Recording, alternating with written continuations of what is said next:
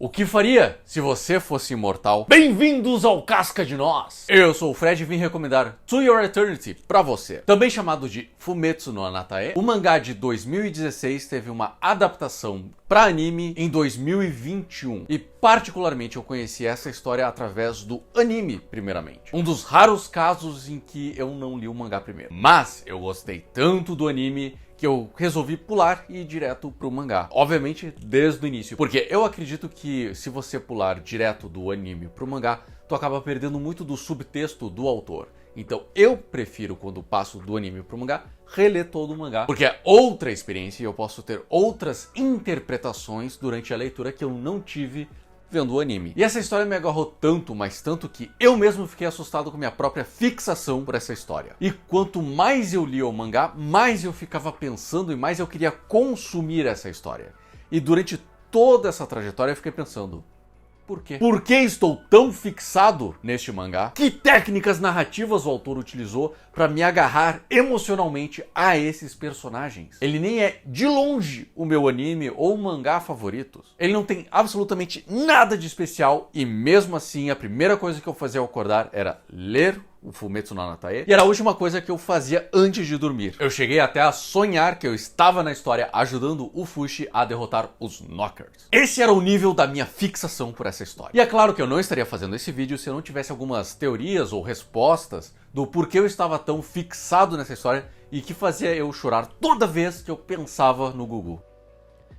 Gugu. To Your Eternity é escrito e desenhado por Yoshitoki Oima, a mesma autora de A Silent Voice. E se você viu o filme ou leu o mangá, sabe como essa autora sabe criar empatia com seus personagens. Porém, eu não estou aqui para falar de A Silent Voice, estou aqui para falar de Fumetsu no Anatae, que conta a história de Fushi, uma coisa imortal que ganha a forma dos seres vivos dos quais entra em contato. Muito complicado. Fushi é um ser imortal que viaja de lugar em lugar, tornando-se mais humano à medida que ele interage com outras pessoas. Ele vai adquirindo mais humanidade. Apesar de ser extremamente complicado de resumir toda a história numa sinopse, a sua estrutura é extremamente simples. Fushi chega num lugar, conhecemos pessoas nesses lugares, acompanhamos suas histórias, que se entrelaçam com a do nosso protagonista, até que eles morrem. E Fushi, o protagonista,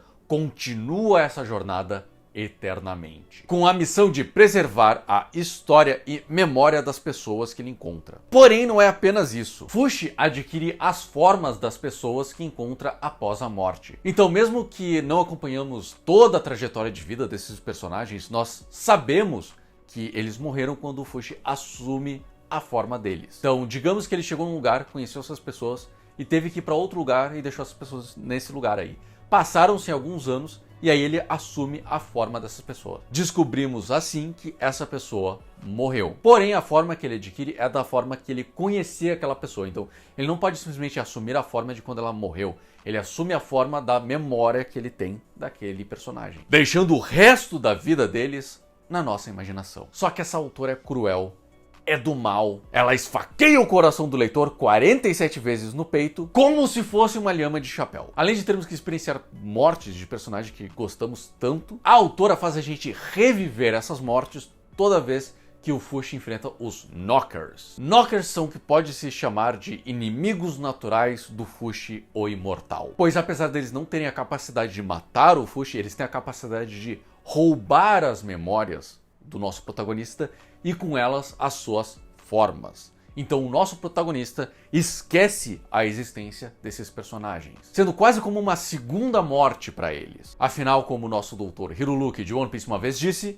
uma pessoa só morre quando ela é esquecida. E a sensação que passa quando o Fushi esquece esses personagens é exatamente essa, de uma segunda morte. E esse é um dos comos que a autora utiliza para prender a atenção do leitor nessa história. Nós, humanos, somos uma criatura social. Precisamos nos conectar, precisamos nos comunicar. Nós queremos não apenas entender os outros, mas principalmente ser entendidos pelos outros. Isso é o que chamamos de empatia. A capacidade de compreender sentimentos e emoções que não são nossas. E histórias lidam exatamente com isso, com a empatia. Precisamos nos conectar com os personagens para sentir a dor desses personagens, para sentir a emoção que o autor quer passar com eles. Projetando os nossos pensamentos, vivências, emoções, pontos de vista nestes personagens. Justamente por começarmos a história com um objeto vazio, o protagonista dessa história se torna um alvo fácil para projetarmos as nossas vivências nele. Principalmente no início dessa história, que ele não tem bem uma personalidade. Então a personalidade que ele tem é aquela que nós damos para ele, é aquela que nós interpretamos dele. E ao longo que a personalidade dele é moldada pelos encontros com outros personagens, nós entendemos e mudamos juntos. Mesmo que a gente não goste de um personagem de início, justamente por eles criarem uma emoção, um vínculo com o protagonista, com o Fushi, nós sentimos a tristeza do Fushi. Esse é o segredo por trás dessa história maravilhosa, que fez eu querer dormir tarde e acordar cedo apenas para ler Fumetsu no Natae. Outro aspecto muito positivo do início dessa história é o aspecto episódico que ela tem, e que aos poucos vai mudando para seriado, né? Os eventos vão começando a ter ligações entre eles. Então, no começo nós temos uma história fechada com início, meio e fim, e ao longo da jornada do Fushi, as coisas vão se conectando, vão criando relações entre elas, culminando num evento climático que envolve toda a existência do Fushi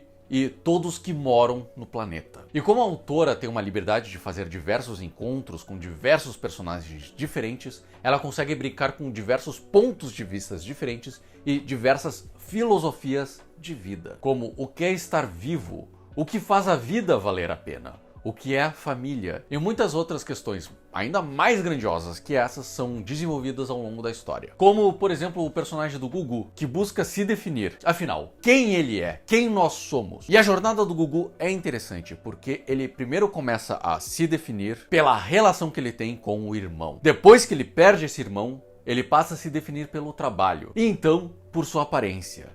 E nunca chegando numa resposta clara e definitiva.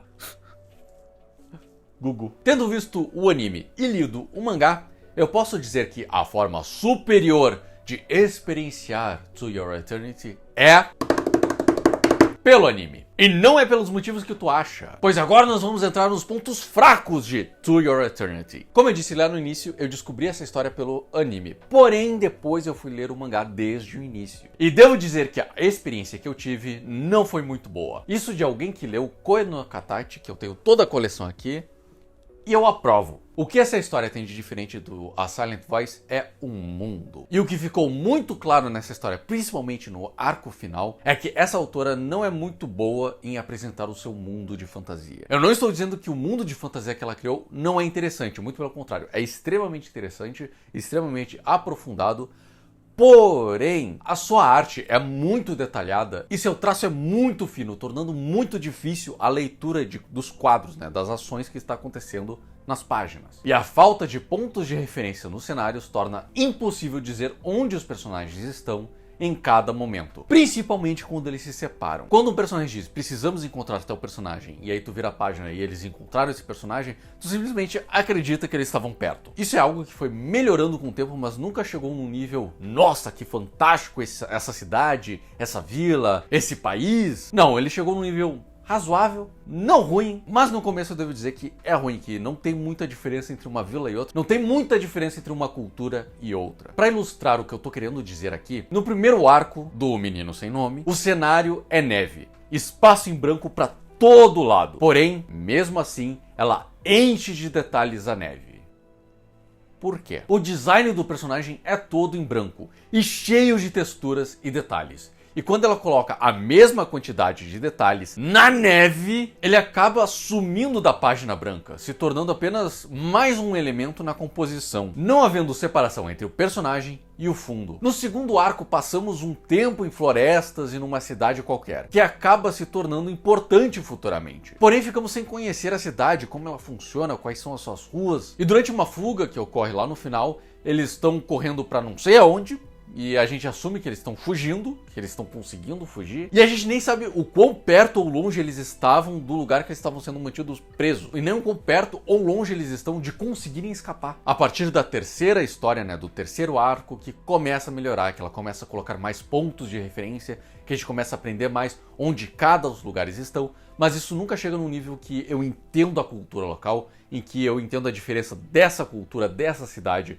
para esta outra cidade, e falta uma conexão também entre esses lugares, porque ela põe os pontos de referência, ela põe visualmente os pontos de referência entre si, mas não exatamente como se chega lá, ou quão longe uma coisa é da outra. O personagem pode estar num ponto de referência, e aí no minuto seguinte no outro. E a gente fica, tá, então deve ser perto.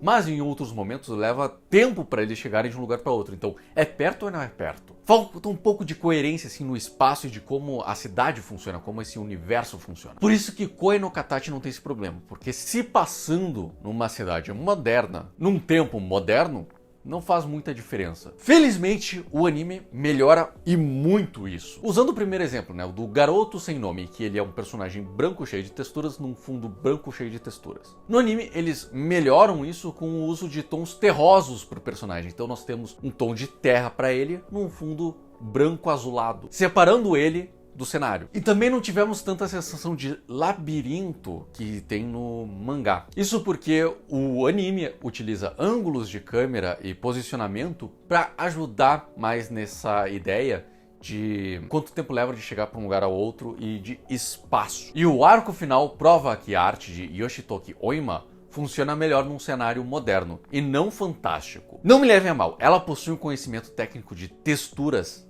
sensacional, ela é de outro nível. Eu queria conseguir fazer texturas como ela. Isso ajuda muito a dar vida a cenários que deveriam ser mais monótonos, como salas de aula, corredores de escola, quarto de personagens, dando uma história para aquele lugar. Pessoalmente, eu tive uma péssima experiência com o último arco do mangá. Isso não é culpa da autora, isso é porque todos os lugares que eu fui procurar ler, tanto oficialmente na Crunchyroll, quanto não tão oficialmente assim, os capítulos estão fora de ordem e a autora, por algum motivo, resolveu colocar pontos, vírgulas nos capítulos dela. Então tu tá lendo, sei lá, o capítulo 150, aí o próximo capítulo é 150.1, 150.2, e aí termina por algum motivo no 150.7, aí depois é 151. Alguns capítulos vão de 150 para 150.5 e aí de 160, o que aconteceu com ponto 1, 2, 3, e alguns outros até mais louco ainda, ele vai de 150 para 150.3 e aí do nada 150.6. Sinceramente, até agora eu não sei se eu consegui ler todos os capítulos. Eu não sei se eu li na ordem certa, porque em alguns capítulos, em algumas páginas, os capítulos estão fora de ordem, os capítulos indicam uma certa ordem, mas no outro está em outra ordem, não sei. Então, infelizmente, mesmo que tu queira com muita paixão ler o mangá oficialmente na Crunchyroll, por exemplo, tu não consegue, porque os capítulos estão fora de ordem e tem capítulos faltando. Eu acho que ele tem o capítulo 1, capítulo 2, capítulo 3, se eu não me engano, e aí não tem o 4, não tem o 5, vai direto pro 6. Então realmente foi muito frustrante ter que ler esse mangá em 5 sites diferentes, com traduções diferentes, em línguas diferentes inclusive. Por isso que ver o anime é a melhor opção. A não ser se tu conseguir comprar o To Your Eternity fisicamente. Aí eu sugiro tu fazer isso. Mas se tu quiser ficar em dia com o mangá lá no Japão, aí temos um problema. Outra vantagem do anime sobre o mangá é o pacing. Justamente por ser uma mídia mais lenta, tu acaba passando muito mais tempo com os personagens, criando um vínculo muito mais profundo com eles do que tu teria no mangá, que é mais rápido. Além, é claro, do voice acting, que aprofunda muito mais os sentimentos dos personagens, aprofunda muito mais a personalidade deles. Então eu estou recomendando especificamente o anime. Mas não se engane, se vocês conseguirem comprar o mangá fisicamente, compre porque é realmente muito bom.